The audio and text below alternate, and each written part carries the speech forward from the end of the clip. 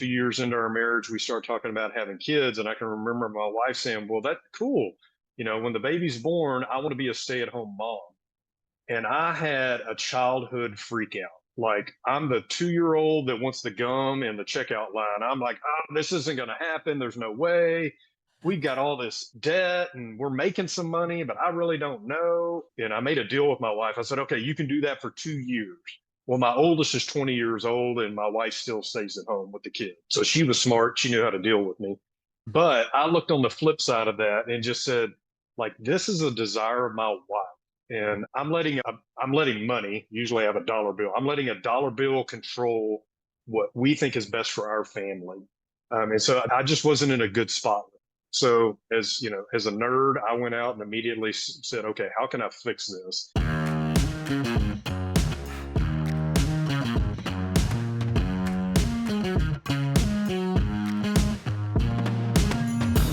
Today's guest is Mike Knipstien. He's someone I've known personally for over 20 years. He's a former paramedic, supervisor, and EMS director. We talk about his work in EMS and how he was able to retire at a very young age. Let me read you his bio. After more than 30 years at Williamson County EMS, with the last 8 being the director of the department, Mike has dedicated his second career to helping people, especially young professionals, first responders, teachers, and community leaders build a strong financial foundation. Mike is now an advice-only financial advisor. He helps individuals and families cut through the noise and build financial confidence with clear, practical advice. His focus is giving you the tools and education to make smart money decisions that align with your values. Mike figured out how to allow his wife to stay home and raise their family, all while working as a paramedic on one salary. It's pretty amazing. I know a lot of people, including myself, who would have loved to learn how to do that. Let's get into it. Yeah. Well, Mike Knipstien, it's good to see you again. Yeah, good to see you, Matt. I got to say, congrats to you guys.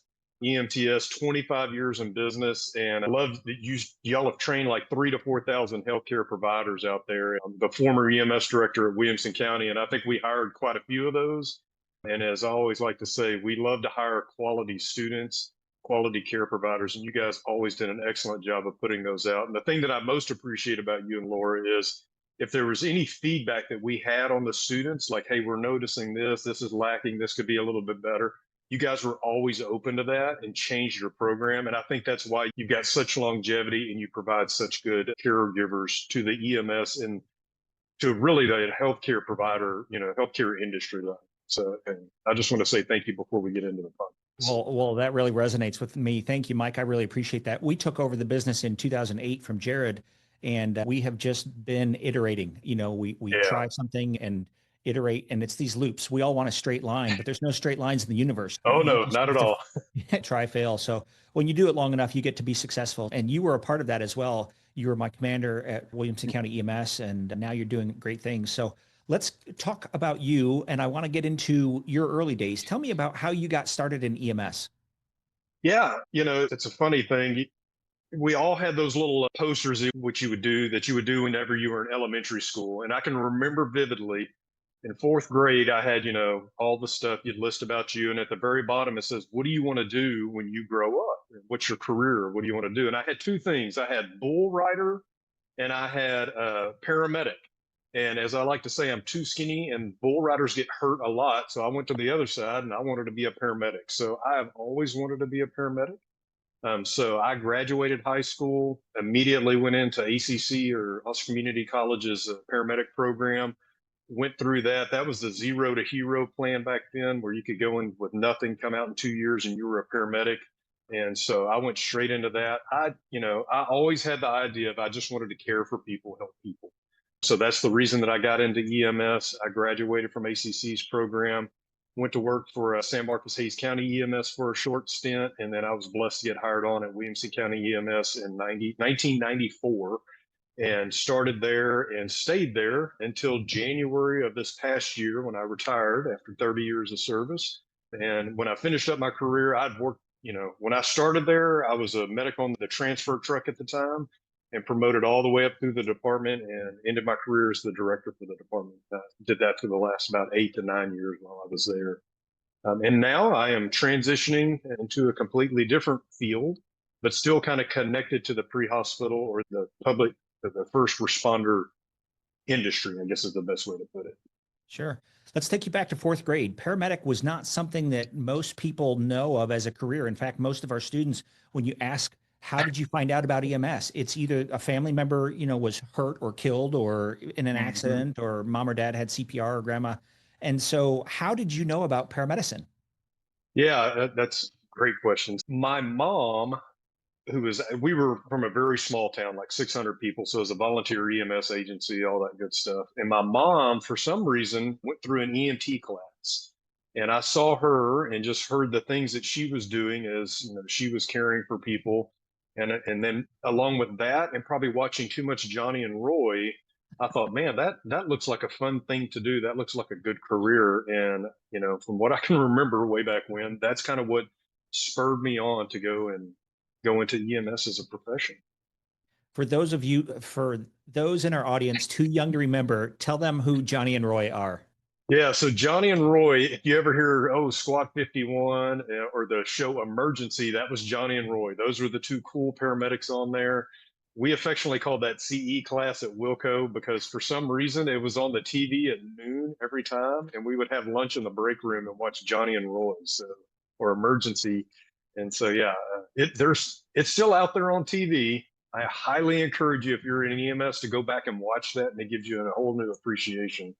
But I think that spurred a lot of people in my generation, so to speak, to get into fire EMS just because, those guys were just cool, man. Come on. They were cool. And that tone, the klaxon tone, I think is what it's called. Yes.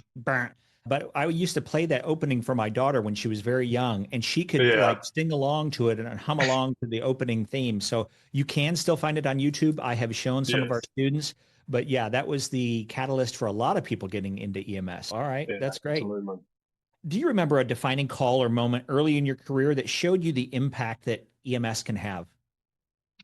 Man, I can remember probably my first CPR call. I was working in San Marcos, Hayes County, and, CPR call. And for some reason, we got Ross back on this person, which was just, those of us have been in EMS long enough. It's not like TV. Every time on TV, it feels like they get Ross, but in reality, it's not that. But we took him to the local hospital there, and I mean, you know, he was. We didn't even have to intubate him, so we transferred him then into Austin, and just to sit and talk with him and to hear about his family and to see the impact that the care that we provide and how that's going to impact his family. I mean, he's talking about his kids, his grandkids, and it just really set in like, man, I'm in a position where I can make a difference. So I've got to be dialed in to the work that I'm doing to make sure that I'm doing it with excellence because it can go either way. And that just really set with me to like, number one, remember that's a person that you're caring for. That's a father, that's a grandfather, grandmother, mother, that type of thing. So that really set with me that, just to hear his family story when not an hour before I'm looking at him and he's in cardiac arrest. So that really set. It's amazing that the work that we do can sometimes keep somebody here in the present, in this world, in Yeah. this life. Whereas if we weren't there, that hole would have been created. That void. Yeah, exactly. Yep. Yeah. Yeah, it's amazing. What drew you specifically to Williamson County EMS, and what made that experience unique compared to, say, San Marcos Hayes County? And not Yeah. not to disparage any No. system because they're all really great, but Yeah. you made a choice. So what was it about Williamson County? Yeah, I get that all the time. San Marcos Hayes County, I'll admit, when I graduated from paramedic school, I was applying everywhere because I needed what was called a JOB. So I needed to go out and get a job. So San Marcos Hayes County was the first one that hired me. Tom Parton was the director at the time. I got to give huge thanks to him that he hired this 20-year-old kid out fresh out of paramedic school to come down. And it's funny, their insurance would not cover me to drive. I took care of every patient, which I was fine with because that's why I got into EMS. I wanted to go take care of patients. I was partnered up with an EMT that knew San Marcos and I knew medicine. And man, we were the dynamic duo, so to speak. Yeah, I went down there, had a great time, ran a ton of calls, obviously, because I'm doing all the patient care. And then, I'd applied at Austin, I applied at Wilco. Wilco called, they had a hiring process. I went through it. I wasn't successful. They were hiring four, and I was number five. And then one of the guys that said he wanted to go through it said, no thanks. So I remember John Sneed giving me a call and offering me the job. And at the time, Wilco was going through a rebuilding process. But I knew about them. I'd done a few rides up here when I was going through paramedic school. It was a bigger system. And so that was part of the draw. I was like, okay, this is a bigger system. I'm going to go up there, get some experience, see where that ends up. And then before I know it, it's 30 years and I'm retiring from the organization. But what drew me when I first got there was I just appreciated John. It goes back to that caring for the person, John's emphasis on excellent customer service. We'll provide good medicine, but customer service is what really is going to set us apart and what really matters. And that's the biggest thing. Anybody can bring up the dosage, give all that, but if you provide excellent customer service, that's what sticks in the patient and the family's mind, and that really resonated with me. I think there's those sliding door moments. I think there's a movie with Gwyneth Paltrow, Sliding Door, but it's those moments like there's a gap and all of a sudden you were number 5 and you go to number 4. And that one thing changed your life and the life of so many other people. I find those absolutely fascinating. Let's unpack this customer service thing. Tell me more about that. If somebody in the audience is a new EMT or new paramedic, how do they really nail this customer service piece? And more importantly, how do they show it in an interview? Yeah, one, I think it's ingrained in who you are. I always used to tell our new hires at Wilco, we chose you, you chose us. We will teach you the medicine, but I need to thank your parents because they taught you good customer service. They taught you how to be nice to a person when they're not being nice to you. They taught you how to be level-headed when chaos is going about. And that's a hard thing to teach an adult. So your parents are the ones that I really need to thank. And I would always say that when we'd have our award ceremony and we'd have parents there, I'd make sure I thank the parents for, raising a good person so that we can hire them. But yeah, customer service, if you're going into EMS, the shows that we see, it's all glory and, it's going to be this call, bad call. It's going to be this trauma call, CPRs all the time. Man, that's not EMS. No. EMS it's the 3 a.m. My back hurts and it's been hurting for 2 weeks. And, we did a very good job of all these years of marketing. If you have an emergency, call 911. Our marketing worked. So they're calling us for that. And so we cannot get PO'd about that. And you at 3 o'clock in the morning, please hear me, you at 3 o'clock in the morning cannot change decades of marketing. You're just not going to do it. So if you're mad about it, all you're going to do is make that person mad, and it's just not going to be a good outcome for you. And then long term, that's going to wear on you. We've got a medic at Wilco that he's just a great customer service. He's the guy that looks to see how many calls can he take. How nice could he be to a patient? And you have to go into EMS with that mindset because, I always say we had a huge privilege. We walk into complete stranger's house, and within 30 seconds, they're telling us the worst things in their life. And we have to take that, we have to be very careful on how we treat them and we respond to them with the amount of how vulnerable they are being. Yeah, I think 2 things that helped me during the career was number 1, somebody told me one time, we don't define the emergency, they do. And if they got to a point where they can't handle it anymore and they need help, that's actually a compliment to us. Yeah. So don't think that your toe fungus at 3 a.m. Yeah, that's not an emergency for me. And now I'm up and sleeping, but you felt like you needed a ride to the hospital or you needed some assistance. So here I am. And like you said, this is my job. And then the other thing I always say is I developed a customer service callus on my tongue, and that was from biting down when I wanted to say something that would have felt really good to say, but you just don't. You just okay. I'd be happy to take you to the hospital. Which one would you like to go to? And then afterward, you may complain about it in the ambulance, but you're a professional. You're on stage, and you're an actor or actress, and you have to play your part. So customer service is huge. Yeah, absolutely. Yeah, it's huge. It always, working in a governmental agency, our budget was this, our revenue was this. And I always used to say, what's that delta right there? What's the gap that fills that? That's excellent customer service. So people who can go before the city council or the commissioner's court and say, yeah, there's a gap there, but we need to keep funding this because they're amazing. Can you give me a couple examples of people who went above and beyond on customer service? Oh, yeah. I was looking at something the other day and they were talking about a cop that delivered like an Uber Eats. He had to arrest the Uber Eats driver. We had a crew, Wes Kukulski and his partner. They ran a call. It was a collision, and one of the cars in the collision was a pizza delivery person. And most people, okay, let's exchange blue forms. Y'all go about your way. Well, they ended up delivering the pizza to the house. And, of course, everybody's got a Ring doorbell, and there's a Ring doorbell picture of our crew standing there with this pizza. And that was just Wes and his partner.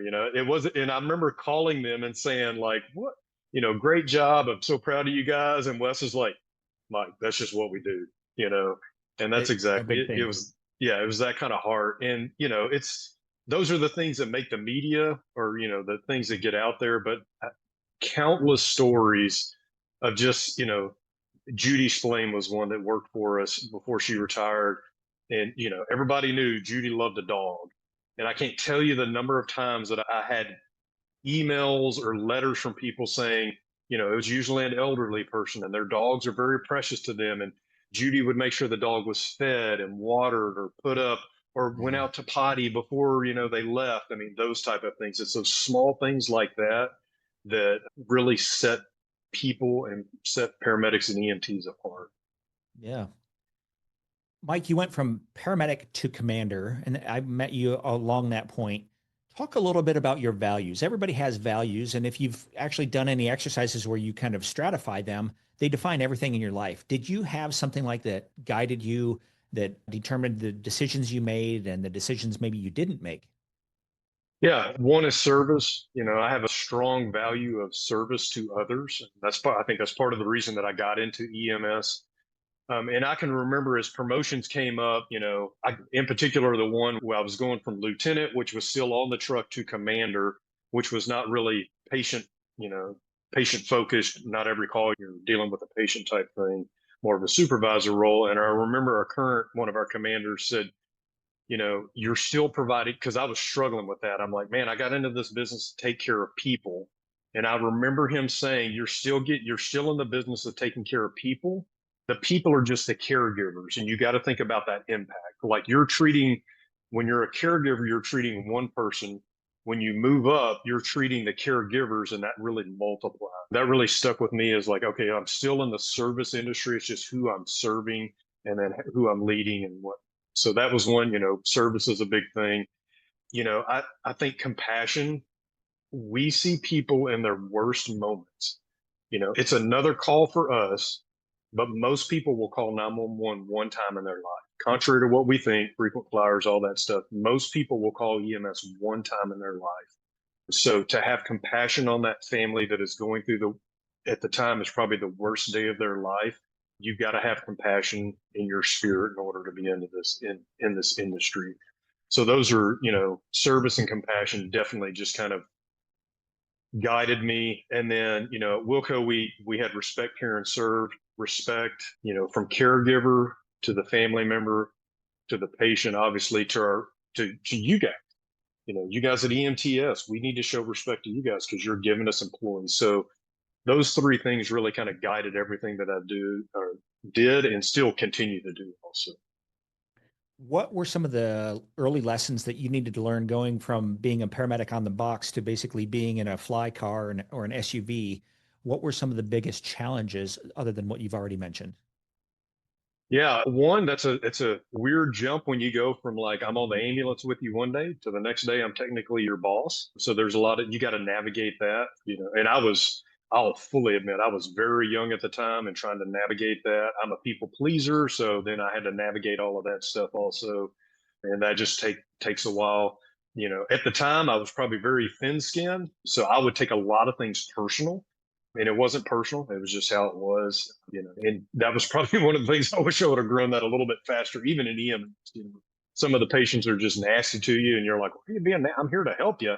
Well, you got to grow a little bit of thick skin and remember that, when people are frustrated or angry, you're usually not the reason. It's something else that's going on in their life. And that was one of the biggest things is I learned as a supervisor is let's dig into and find out what's going on in their life because it's usually something else. It's not, it's not me. There's something else going on in their life. And let me see how I can serve you and help you through that situation.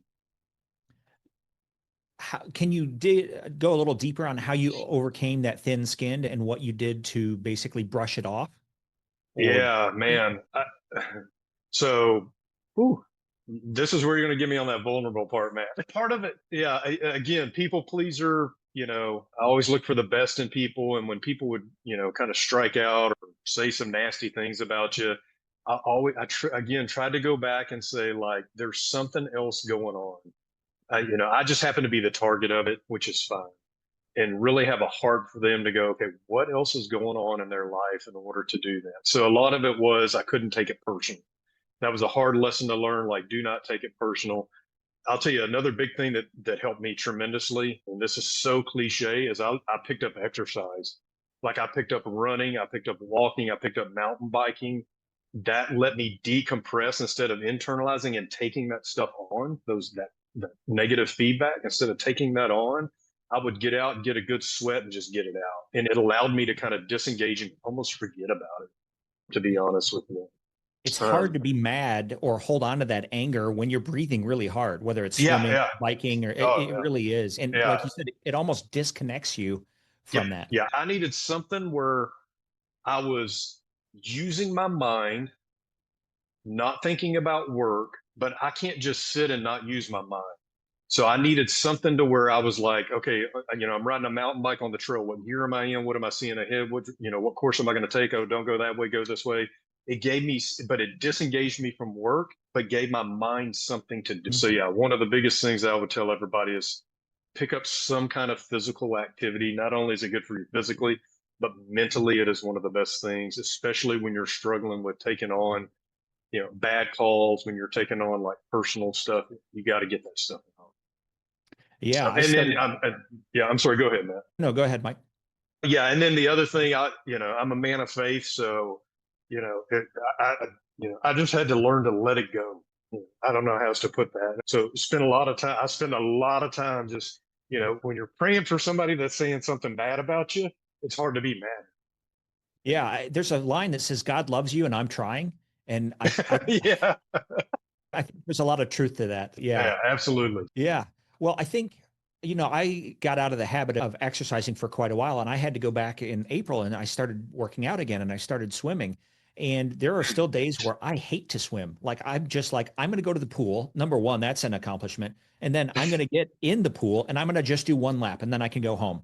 And Yeah, usually once I get there, it's like, okay, now I can do 5 laps and okay, I'll do 10 minutes. Okay, I can quit at the 20-minute mark. And at that yeah, point, I'm like, I'm already here. You might as well just go the distance here and just stay with it. And the funny thing about exercising is you feel weak, but it's actually making you stronger. And there's so many yeah, corollaries in life that you feel like a failure, but it's actually making you stronger. And so you just have to get through it. And the neat thing about exercise is that you don't get the happy emotions until you're all done. Goals are that way too, right? You set a goal to, make a certain amount or save a certain amount. You don't get the happiness that comes until you finish that goal. I don't get the serotonin and dopamine until I'm done with my workout, but you have to do it before it gives you the juice. yeah, yeah, absolutely. And I always tell people, find something new. You're like, well, I'll be terrible at it. I'll fail at it. Good. But you're going to learn something. And when you get a little bit better, that's more confidence. A little bit better, a little bit better, a little bit better. So go try something new. Yeah. Jim Rohn says I, it. I hated running and now I love running. Yeah. So, Jim Rohn says it like he's a speaker and author, and he says, how long should a mother let their child learn how to try to walk? Well, the answer is until. You don't just say, well, Johnny, you tried 3 times and you're not going to walk, yeah. sorry, you're just going to be one of those kids. You just keep going until. And so that's that iteration. I like to say to be great, you must iterate. You try, you fail, you try, you fail, you try, you fail. Paramedicine is the same way. EMT is the same Same way. way. Yeah. Yep. Absolutely. You're gonna make a mistake. I always hope, but you're in medicine. For the love of man, you're gonna make a mistake. And it's a high consequence. It can be a high consequence mistake. But learn from it. Just step back, just be open about it and learn from it. And you'll be okay. Speaking of which, was there ever a time where you made a mistake and what was the lesson you learned from it? Oh yeah, man. I can tell an old secret. Kenny Schnell, my first partner, who was the director before me at Wilco EMS, it was like our first CPR call at Wilco. And we head over, it was at a nursing home. We head over to the nursing home and we get there and the patient, this is an old monitor. So the patient is in asystole and we start working her and then we get pulses back And then turns out she had a DNR that they didn't let us know about. But I don't think she was ever actually in asystole because we discovered that we didn't have the cables plugged in. And that's why I said it was the new monitors now would let you know that. The old Yeah. monitors way back when, if you didn't have the cable plugged in, guess what it looked like? Asystole. Wow. She was in cardiac arrest, but I don't know that she was in asystole. We were actually don't know because the monitor wasn't plugged in. So yeah, that Wow. was the first one that I remember. Keaton and I would just laugh about that. Lesson learned. Make sure your equipment's checked out and ready to go. Yeah. Medication dosages. I can vividly remember one. I'm a nurse also, so I was working in an ER, and doctors have horrible writing. And I remember this is when we used to give a lot of Phenergan, and it was the doctor had bad handwriting, and he wrote 25, and I thought it said 75. So Oh man. 75 milligrams of Phenergan will really knock a person out. They're going And to be I almost just remember, unconscious. Yeah. Not just yeah, asleep. no, and this person was really out, and the doctor came in and said, "Man, that Phenergan really hit them. I don't know that we can let them go." And then I'm like, "Oh my god!" And I looked, and I'm like, "Oh, doctor," and I won't say his name, but doctor, Yeah. I messed up. I gave them 75, not 25. I misread the order. And he goes, "Didn't you think that was a lot?" And I was like, "I did think that was a lot, but I was, and I'm immediately, and I'm just like, look, I made the mistake. I should have had somebody check it, my bad." So yeah, but again, super Yeah. gracious doc. We moved through it. Go in, tell the family, this is what we did. We're going to keep you a little bit extra longer. This is the reason she's so sleepy, that type Yeah. of thing. I made a mistake one time, and I'll keep this real short. Dr. Rock was my medical director at Austin EMS. And the way that he put it is, Matt, this is a single negative in a moving picture. If we see this negative repeated multiple times, you're going to find yourself being successful someplace else. And I think the key lesson here is that you can make a mistake. You should be and must be honest about it. And you can keep your job in EMS. And I had coworkers, and you probably know people who made a mistake and they weren't honest about it, and they ended up Yeah. getting fired. So, Yeah. I always used to say, confess versus caught. If you come in Mm. and you confess to me, I can work with you. If I catch you, you back me into a corner, and it makes it very difficult. Now, I fully understand, and I'll say this: there are systems out there that are not like that. But at Wilco, big just culture, like people are going to make mistakes, and we can't treat all the mistakes the same. We have to see what type of mistake it was. I would always tell anybody young in the profession or going into the profession, you need to find a department that if you make a mistake, they're going to teach you, not target you and get rid of you. If you're in that type of environment, you need to look for somewhere else because you're going to make a mistake. And that's something that you could ask employees maybe offline, because it would be hard to ask during an interview, because I don't know if they would be 100% forthcoming with you. But yeah, Yeah. asking fellow coworkers, what happens if you make a mistake in the system? How do they deal with it? And Mike, let's transition just a little bit. You went from paramedic to commander or supervisor and to director of operations. What was that leap like? What were some of the early successes, and what were some of the early challenges that you had? Yeah, that one was a little bit different because I kind of knew it was coming. Our current director of operations he was verbal about he was retiring and stuff. So I knew that position was coming about, applied for it, went through that. I think early successes, I'm a very organized, this is how things are going to be. And my success, the person who was in the role before me was not. He was just kind of all over the place at times. Yeah. And I just sensed that like the commanders that I would be leading were wanting some organization. I mean, there was 9 of them. They're all type A personalities. So you really kind of got to get a organization around that. So I think some of the early successes as I came in, I set up some, we're gonna do one-on-one meetings. I'm not micromanaging you. This is situational awareness so that I have your back and that you can have my back and you know exactly what's going on. We're going to bust down some silos between all of us. We also went from like 3 commanders to 9 commanders pretty quick. So there was a little bit of like turf wars. And so we got to figure all that stuff out. So I think that was kind of an early success. On the administrative side, we were struggling with some overtime usage. I'm naturally kind of a numbers guy. So when I came in, I was like, okay, we have core essential functions that we have to do. And then we have the other stuff. Let's get the core essential functions budgeted for. Now we have the other stuff. And that gave me a good opportunity to sit with all the team members also going, okay, what are you doing? And give me the top 3 things that really make an impact. You're doing 5, that's great. But what are the top 3? And that really kind of helped us narrow down to what do we need to focus on. So I think we saw some success there because, we were growing as a department. We were adding things that we were doing, but it was to me, it felt a little haphazard. And so we had to bring some control into all of that so that we could focus on the things that we could do excellent. So, Did you um, have any? oh, go Sorry, go ahead. ahead. You were going to answer it. And then on the flip side, nobody, before that, I was a commander, so I never had to sit across the table from somebody and say, we are releasing you from employment. And that is one of the toughest things that I've ever done. I heard a stat where when you release somebody from employment, that's my kind way of saying when you fire somebody. Yeah. When you fire somebody, you're impacting 7 other people. And that never left my head. Like, it's just not this person sitting across the table from me, it's 7 other people that are somehow relying on this. I'm a big due process. Like, people probably didn't like the fact that I would give people extra chances, but I always said, my commitment to the employee was, you're going to know if you're coming in and you're getting terminated. Like, I would have a meeting and say, the next time that we meet, if we're discussing this issue, I'm releasing you from employment. And then I can remember vividly a medic that had an issue came in, and I said, blah, blah, blah.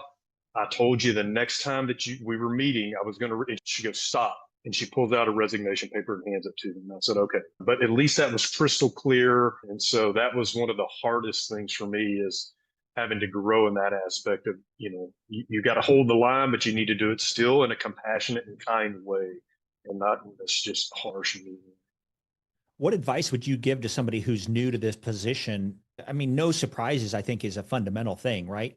That progressive discipline.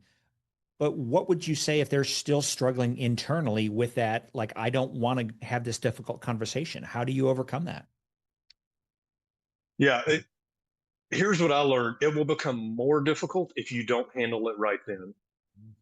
Or, within 48 hours, as I like to say. Nobody likes a difficult conversation. If you're struggling with what to say, sit down and type it out. That's fine. I'd much rather you sit down, you type it out, and you read it to that person than not have that conversation.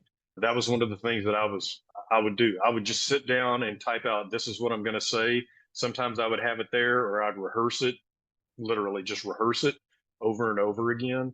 But ultimately, you've got to have that conversation, because if you avoid it, it's not going away. Unresolved disagreements do not go away. Unresolved disagreements have a great way of resurrecting themselves and then being right there, and it's usually worse. Once you have 1 or 2 of those uncomfortable conversations, you kind of go, well, this isn't that bad. Why have I been avoiding? Yeah. It's almost like the monster keeps growing. And I say Oh, that you yeah. have to run toward the things that scare you. One of the Yeah. best pieces of advice I ever got for disciplinary action was the early conversations when somebody comes into your office using the blind spot speech. I don't know if you've heard this one, but it's let's say you're continually late for class. Mike, I think you've got a blind spot. I don't think it's just Mm. something you're intentionally doing, but here's the impact on other people. And I think this is a Yeah. blind spot because I know you're compassionate, you're caring, but here's how it's affecting other people. And what that does is allow people to save face, at least Yeah. initially. When it becomes repeated, then you're like, okay, this is no longer a blind spot. You're fully intending to do this. But yeah, Yeah, that first conversation, that's a great way it's that soft opening, that you need to yeah, get in there. yeah, absolutely. Let's pivot here. You mentioned that you're kind of a numbers guy. And I remember very early on, you were talking about some of the things that you were doing in your financial life, ways to make your financial life better. So tell me a little bit about that and where most people get this wrong in EMS. Yeah. So a little bit of my financial story. My wife and I are high school sweethearts. This is usually when everybody goes, oh, that type of thing. High school sweethearts. We got married in 2001. And I say we were high school sweethearts. That means we knew each other pretty well. And, at the time I'm working full time at Wilco. I'm a nurse by then. I'm working PRN at Round Rock Medical Center. She's a full-time teacher with Round Rock ISD. We were the kind of the typical people, typical couple. We got married, must buy a house right away. Went from an apartment to a house. There's not enough furniture. We got to buy furniture. We have no money. When you move into a house, you got to buy a new car. We were overachievers. We bought 2 brand new cars, and we amassed debt, but we were doing okay because we had 2.5 jobs. And then I can remember, 2 years into our marriage, we start talking about having kids, and I can remember my wife saying, "Well, that's cool. When the baby's born, I want to be a stay-at-home mom." And I had a childhood freak out. Like, I'm the 2-year-old that wants the gum in the checkout line. I'm like, oh, this isn't going to happen. There's no way. We've got all this debt and we're making some money, but I really don't know. And, I sat back and I said, and I made a deal with my wife. I said, okay, you can do that for 2 years. Well, my oldest is 20 years old and my wife still stays at home with the kids because we have two other kids now. So she was smart. She knew how to deal with me. But I looked on the flip side of that and just said, like, this is a desire of my wife. And I'm letting money, usually I have a dollar bill. I'm letting a dollar bill control what we think is best for our family. And so that I just wasn't in a good spot. As a nerd, I went out and immediately said, okay, how can I fix this? Well, the first thing is we had way too much stuff going out versus money coming in. So we had to deal with that. If you've ever heard of Dave Ramsey, I'm a big Dave Ramsey fan. Years and years ago, we went through what's his class called Financial Peace University. And luckily, I had a goal, my wife had a goal, and we locked arms together and we worked through all of that. And I still say because of that class, she is able to stay at home because we got our finances under control. We controlled the dollar, not the dollar controlling us. And that is a very freeing position to be in. And everybody goes, well, you were the director of the department. No, I did all this when I was a paramedic on the street. And when my daughter was born, like my wife quit working, I quit working at the ER. So my PRN income went away.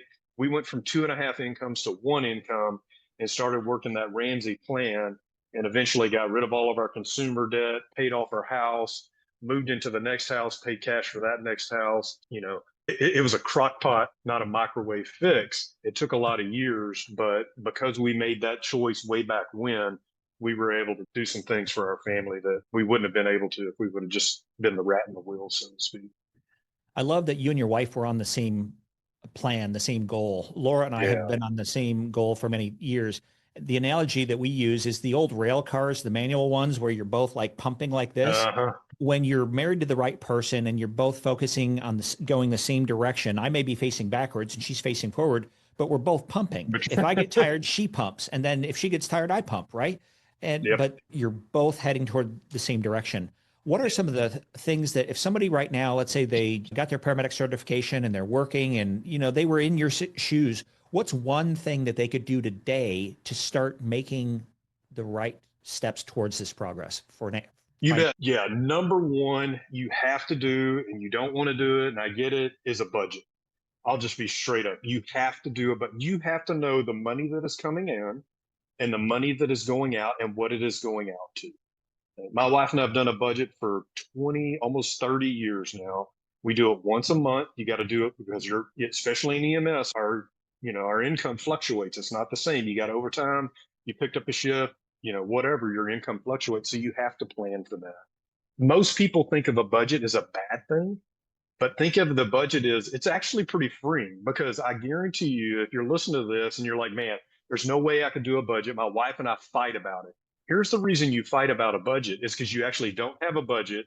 And then when she comes walking in or you come walking in and you've got the $5 Starbucks and she makes the comment, oh, $5 Starbucks.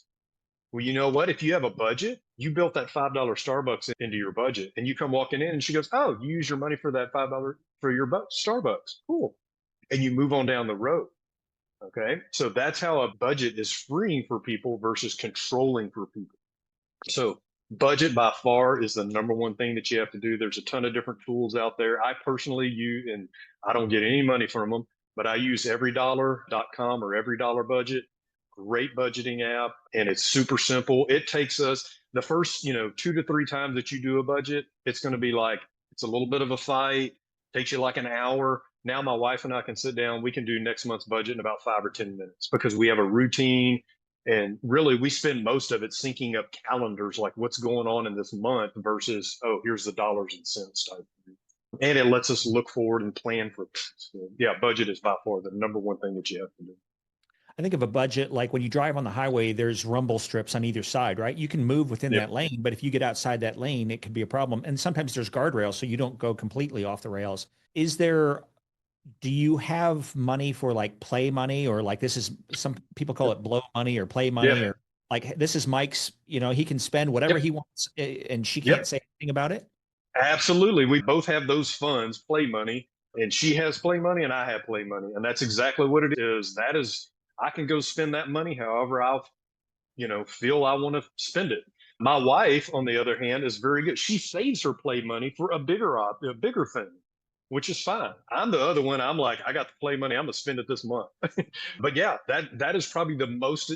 That's the most important line in your budget, is make sure that you have some flexibility in your budget so that you can go and do things. And what that amount is, that's for you and your significant other, your spouse, to figure out.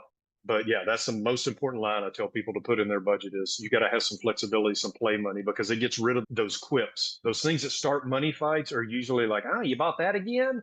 What's my play money? Yes. Remember, we agreed to it. This is what we did. So it gets rid of that. And then investments. Do you agree on investments? Do you each have your own investment account? Does she have kind of, she can put it in the stock market or what, crypto or whatever? Do you agree on that, or how do you handle that? Yeah. So personally, what we do is, obviously I have the county retirement. So if you're working for an agency, especially a governmental agency, you're into some type of forced retirement plan, which is awesome. Not a bad thing at all. We both had Roth IRAs. That's a type of retirement account that is out there. So we both had those, and we're very simple. We are the KISS investment people. I understand there's crypto, there's all of this other stuff. We are very simple. Simplicity keeps it simple and keeps it easy.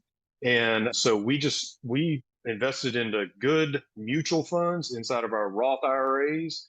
And then that, along with my county retirement, is our retirement plan. And if you can keep it simple, if you can keep it simple and consistent, you will have no problem retiring. I can promise you that. It's simple, consistent, and start early, and you will have no problem retiring. Most people that you hear out there that say, oh, I can't retire, well, they haven't kept it simple. They haven't been consistent in their savings, and they didn't start early. They started later, but you got to start sometime. But usually it's those things. So I'm a very simple investment type person. You Yeah. you need to be able to explain it back to me, and if you can't, then don't buy Yeah. You don't understand it fully. it. Yeah. Did you see employees or coworkers that struggled with money? Can you maybe share an example of somebody who didn't have a budget and how that affected them? Yeah, I mean, it's, obviously people in the department knew kind of my bent, and I would, sometime during our academy, I would do my little spiel on personal finance because I thought that was important, mainly because the schools don't teach it. Your parents probably didn't talk about it. And so you come out into this great big world not knowing how to manage, how to do personal finance. And the people that are trying to teach you personal finance are generally the credit card companies or the mortgage company, and they want your money. They don't necessarily want to teach you what's best for you. So yeah, I would always do that with our staff. And yeah, I had a lot of employees that would come in, and you think, well, they're the 20-year-old. I would sit down with the 30, the 40, sometimes the 50-year-old that says, like, I have no idea how much money I have coming in. I don't even know what my checks are because they're direct deposit and they just come in. I don't know how much is going out. So we would sit down, work on a simple budget, and it's kind of like the boogeyman. Once you face the boogeyman and you know what the boogeyman is, he's not so scary. So yeah, I would sit down with people and do that over and over again. And you know, and this isn't a popular thing to say, but usually it was they had overextended themselves with debt. So it Mhm. was either they had not so much. We're fortunate in our profession. You guys do a great job at EMTS. It's not so much student loan because you can get into EMS for a pretty low cost. We in EMS and fire service, we love us some vehicles. Just going to say that. We love Yeah. us some big, expensive vehicles. And sometimes that vehicle costs more than like what we make in a year. And so that was usually the biggest thing, the counsel that I had with people was, is you've got too much vehicle for what you have in income. So we need to figure that out because, if a lot of your income is going out to pay for a vehicle, you're never going to be able to save for retirement. and have, and so you're always going to be working for a vehicle. That doesn't make any sense. So that was usually the biggest thing that I would see with particularly fire and EMS. I don't know. We're attracted to big vehicles, big fancy vehicles for some reason. Yeah, or Maybe it's the boats. big ambulances. I don't know. I've seen some people spend a lot of money on wakeboarding boats and some amazing Yes. boats. Yeah. And Yeah. boat And is I'm an not saying don't acronym. go have fun. Go have fun. I have fun. I take trips. Yep. I buy stuff. But, my wife and I committed a long time ago, we pay cash for it. So that's it. Oh, that's great. Mike, you've pivoted from being in EMS, you've retired recently. Tell us a little bit about On Point Financial Advice, your new LLC, and what they do and kind of who the ideal customer is.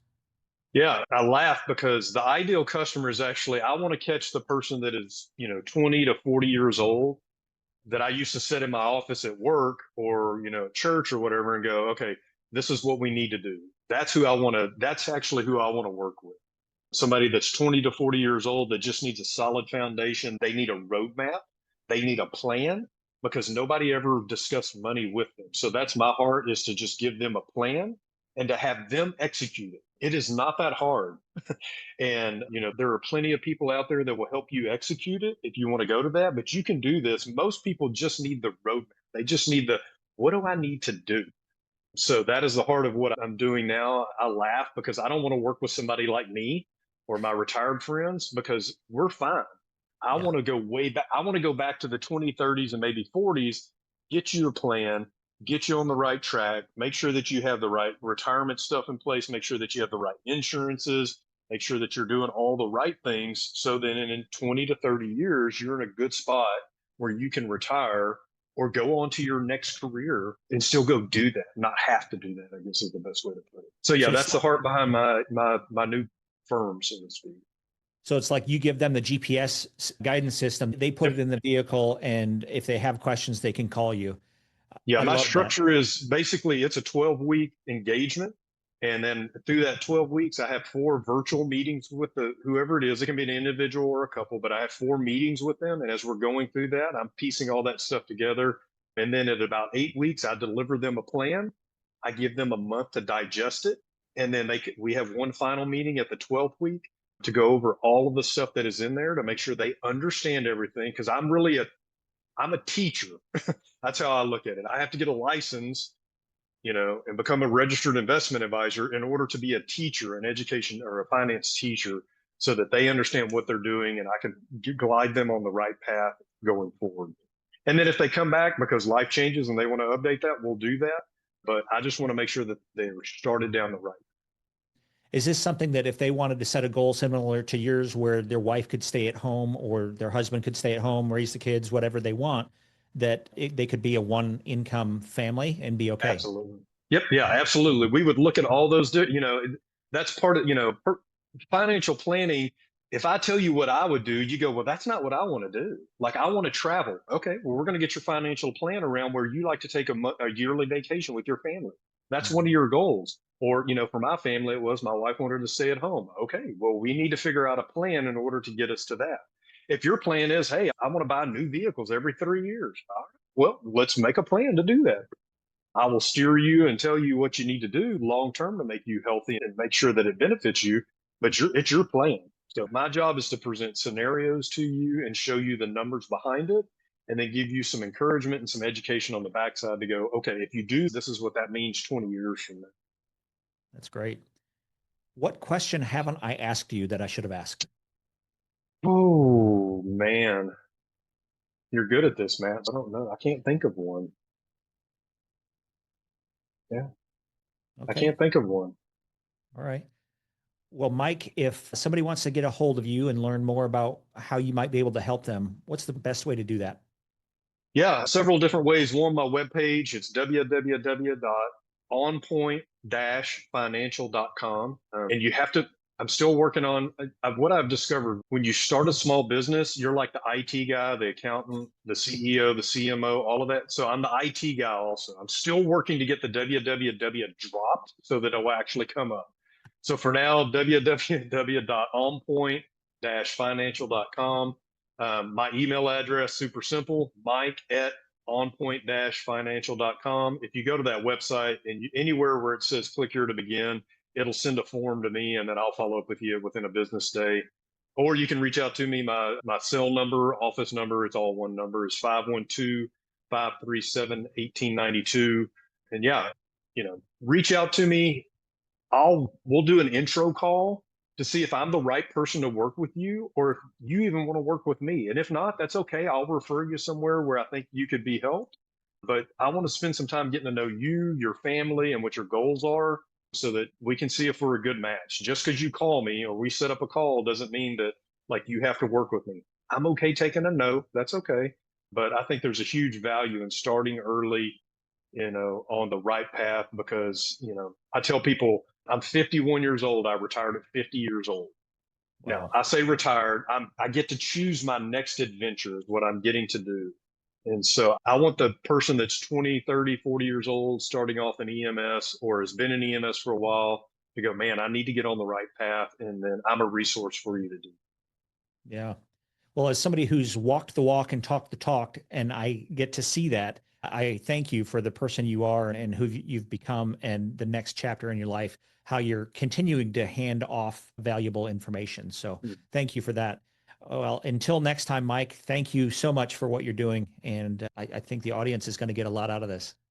Awesome. Well, thank you, Matt. Again, congrats to you guys on 25 years. Keep putting out them caregivers because Lord knows we need them in this area and Absolutely. nationwide we need them. Yeah. Thank you to you and Laura for just, being obedient to what God has called you guys to do and, just seeing that vision. And just like you said, try it, didn't work. Tried it, worked. Just keep iterating, keep getting better and better. And yeah, finances are the same thing. You're going to make a dumb decision. If you're over 12 years old, you've made a dumb decision with money. It's okay. Let's get together. Let's get it right and let's move forward. Look out the Yeah. windshield, not the rearview mirror. Yeah, absolutely. Great advice. Well, thank you again, Mike. Take You care. bet, Matt. Y'all have a great day. You too. What I love about conversations like this is the reminder that EMS providers really do need to focus on financial security. Sticking your head in the sand and hoping everything goes well is not a strategy. I hope you'll take action based on this podcast and take the smallest first step by creating a budget. It's going to be hard at first or challenging at first, but it will get easier, like all things. If you'd like to become an EMT, a paramedic, or even earn your bachelor's degree in EMS from Texas State University, visit emtsacademy.com or scan the QR code on your screen. At EMTS Academy, we train the next generation of EMS professionals from the classroom to the field. Thanks for listening, and remember, the world needs more people who can stay calm, think clearly, and save lives. Until next time, stay safe.